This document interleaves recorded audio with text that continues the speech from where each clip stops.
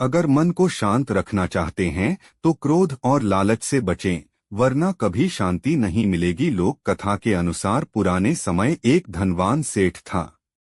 उसके पास सुख सुविधा की सभी चीजें थीं, घर परिवार में भी कोई परेशानी नहीं थी, लेकिन वह हमेशा अशांत रहता था।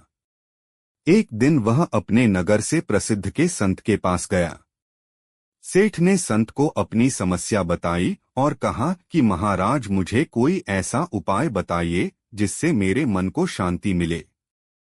सेठ की बात सुनते ही साधु वहां से उठे और आश्रम के बाहर के आ गए। सेठ भी संत के पीछे पीछे चल दिया।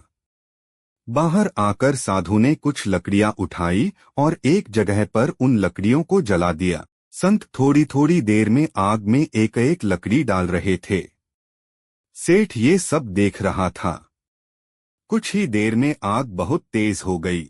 इसके बाद संत वहां से उठे और आश्रम में अपनी जगह पर आकर बैठ गए। पीछे पीछे सेठ भी आ गया।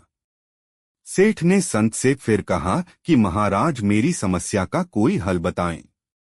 संत ने कहा कि सेठ जी, मैंने अपनी आपकी ही समस्या का हल बताया है, लेकिन आप समझे नहीं। सेठ को आश्चर्य हुआ। उसने कहा कि मैं कुछ समझा नहीं। संत ने कहा कि सेठ जी, हर व्यक्ति के अंदर एक आग होती है। अगर हम इस आग में प्रेम की आहुति डालेंगे तो हमारे मन को शांति मिलेगी, मन प्रसन्न रहेगा। जो लोग इस आग में क्रोध, लालच, मोह की लकड़ियां डालते हैं, वे हमेशा अशांत रहते हैं। इन बुरी आदतों की लकड़ियों से मन की अशांति बढ़ती है। अगर तुम शांति चाहते हो तो तुम्हें बुरी आदतों को छोड़ना पड़ेगा और सभी से निस्वार्थ प्रेम करना होगा। तभी मन की शांति मिलेगी।